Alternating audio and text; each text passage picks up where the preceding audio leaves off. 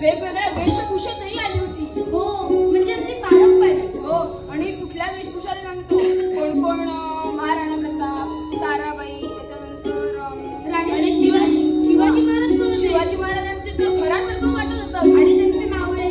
हा आणि त्याच्यानंतर खूप असे वेगवेगळे वेशभूषा करून मुलं आली होती. हो आणि ढोल ताशाचा आवाज कसला गुणगुणत होता. हो खरंच मला तर हिंदू सण खूपच आवडते. आता बघा आत्ताच झालेला शिमगा, त्याच्या आधी शिवरात्र, गुढीपाडवा, गणपती, नवरात्र या सगळ्या सणांचं ना काहीतरी वैशिष्ट्य असतं. हो आणि नवरात्रीत तर किती मजा येते. होय होय आणि हे बघ एका महिन्यात एक सण तरी नक्कीच येतो. हो आणि ते जे काय प्रत्येक महिन्यात जे सण येतात ना त्या प्रत्येक सणाची वेगवेगळी वैशिष्ट्ये असतात. आणि एक सण हा एका देवावर तरी अवलंबून असतो.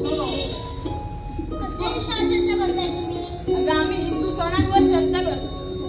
आता बघ एक सण आला की लोक छान म्हणजे मजा करतात, वेळ घालवतात आपल्या माणसांसोबत आणि पुढच्या कामाला तयार होतात.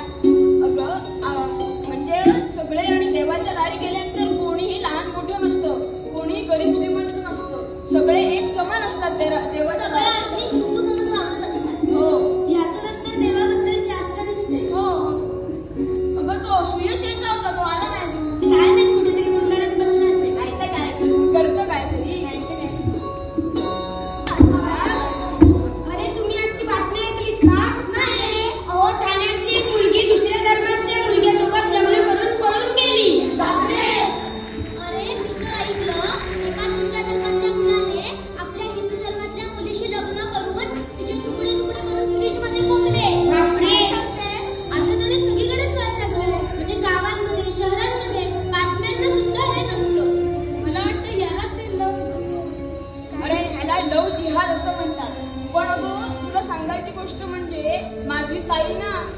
की परवाच रील बघत होती ना, तेव्हा तिला एक रील आलं होतं. का मी तिला बोलावतो, ती ऐकून दाखवेल तुम्हाला सगळ्यांना. येता इकडे जरा. काय रे? अगं जरा तू काल परवा रील बघितलंस ना, ते मला आम्हाला जरा सगळ्यांना दाखव. अरे तुला शेअर केलं होतं की मी. पण आता लाव ना.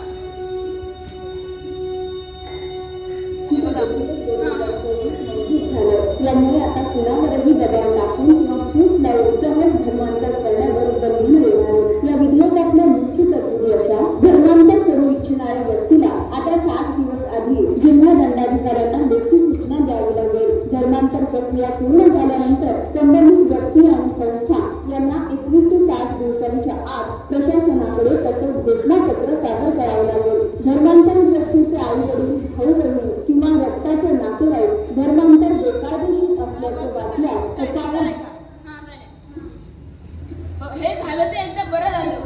ह्यांच्यावर जरा दाळबंद तरी बसला.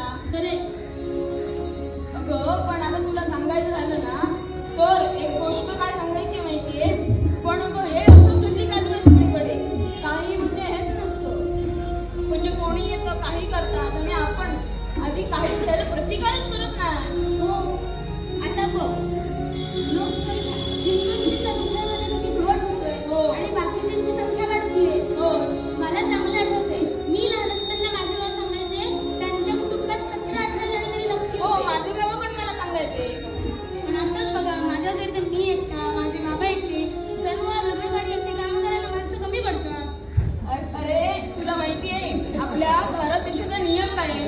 हम दो आणि हमारे किती? 2. आणि त्यांचं काय? हम 2 आणि हम 2 नाही, 4-5 और हमारे 50. म्हणजे विषय काय चालू आहे? अरे आमचा विषय असं चालू आहे की हिंदू धर्मात होणारी घट आणि इतर धर्मात होणारी वाढ, याविषयी आम्ही चर्चा करू. विषय चांगला आहे. अरे त्यांच्या घरात 4-5 बाया आणि त्यांची डझनभर मुलं असतात. पण ते क्रिकेटची टीम घरातच नुसती नाही, राखीव खेळून सकट. त्यांच्यातली 4-5 मिली तरी काही फरक पडत नाही. हो, आता बाजारात कोण दिसतात? आणि आपण त्यांची गिऱ्हाईक. आपण घरात मोबाईल बघत बसलेले. काय रे बाबा? अगं पण हे हसण्याचं नाही. आता बघ, त्यांच्या धर्मात लहान असल्यापासून त्यांना हे धार्मिक त्यांचं सगळं शिकवलं जातं. हो, नुसतं धार्मिक नाही तर शास्त्र म्हणजे शस्त्रांचं पण त्यांना शिकवलं जातं. हो, पण ते त्यांचं नुसतं ज्ञानच असतं, त्याला हे नसतं, शास्त्रीय साहित्य माहीत नसतं. पण हे सगळं झालं तरी पण आपल्या मुलांना काय माहिती नसतं. आता बघायचंय, थांबा, तुला तुझं कुलदैवत माहितीये? तुला? मला पण नाही माहिती. तुला कुलदैवत म्हणजे काय हे तरी माहितीये? मला काहीच माहिती नाही. एकच उदाहरण मिळालं आपल्याला. तुला माहितीये आपला भारत देश किती आधी समृद्ध होता आणि इतर धर्मातल्या माणसांनी भारत देशावरती आक्रमण केली, त्यामुळे आपल्या भारतातली सगळी संपत्ती लुटली गेली. पण तुला माहितीये भारत देश हा इतका विद्वान आहे, आता सुद्धा अख्ख्या जगात जे काय मोठ्या पोस्ट आहेत किंवा डॉक्टर, इंजिनियर, ह्या सगळ्याला भारत देशातली हिंदू माणसं आहेत. 75% हिंदू माणसं आहेत ती. हो, आता बघ, आता आपल्या देशावर आक्रमण झाल्यामुळे काय झालं, देवळं तोडली, मूर्तींची किंवा स्त्रियांची विटंबना झाली. हो, आणि हे सगळं कोणी थांबवलं? शिवाजी महाराजांनी. मग शिवाजी महाराजांनी त्या काळी जे काम केलं त्यामुळे हिंदू धर्म टिकून राहिला. आताही ते करायची गरज आहे. आणि जर इथून पुढेही जरी हिंदू धर्म टिकायला हवा असेल तर प्रत्येक घराघरात शिवाजी महाराजांसारखा माणूस जन्माला यायला हवा. तेव्हा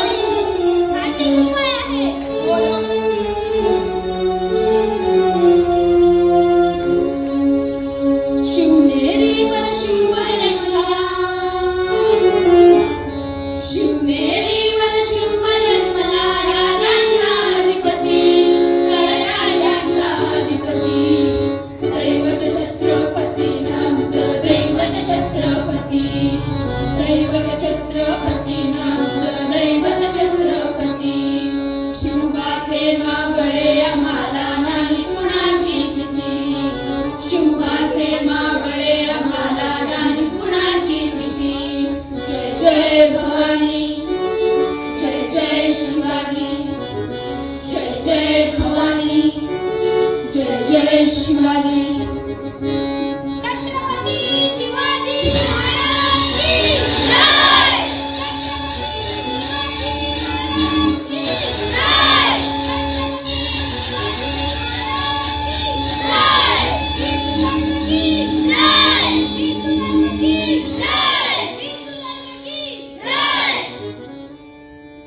अशा विविध संस्कृतीने नटलेला आपला हिंदू धर्म, पण ह्याच्यावरती आलेली संकट किती. फितूर कोण? ते. दहशतवादी कोण? ते. जिहादी कोण? ते. घातकी कोण? ते. आणि घाणेरडे कोण? ते. आता या आपल्या देशाला पुढे नेणार कोण? आपणच. हिंदू हिंदू हिंदू. हा आजचा दिवस